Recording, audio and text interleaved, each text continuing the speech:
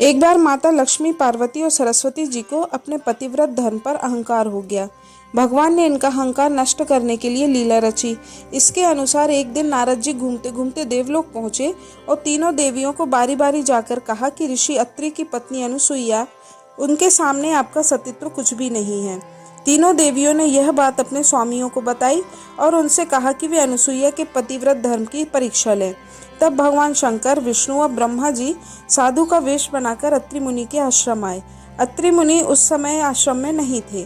तीनों ने देवी अनुसुईया से भिक्षा मांगी और कहा कि आपको निर्वस्त्र होकर हमें भिक्षा देनी होगी। माता अनुसुईया पहले तो यह सुनकर चौंक गई, लेकिन फिर साधुओं का अपमान न हो इस डर से उन्होंने अपने पति का स्मरण किया और कहा कि यदि मेरा पतिव्रत धर्म सत्य है तो ये तीनों साधु 6-6 मास के शिशु हो जाएं। ऐसा बोलते ही त्रिदेव शिशु होकर रोने लगे। तब अनुसुईया माता बनकर उन्हें गोद में लेकर स्तनपान कराया और पालने में झूला झुलाने लगी। तब तीनों देव अपने स्थान पर नहीं लौटे तो देवियां व्याकुल हो गई। नारद जी ने आकर सारी बात बताई। तीनों देवियां अनुसुईया के पास आईं और क्षमा मांगी।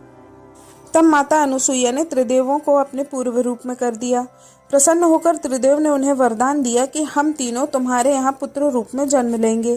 तब ब्रह्मा जी के अंश से चंद्रमा, शंकर जी के अंश से दुर्वासा और विष्णु जी के अंश से दत्तात्रेय का जन्म हुआ।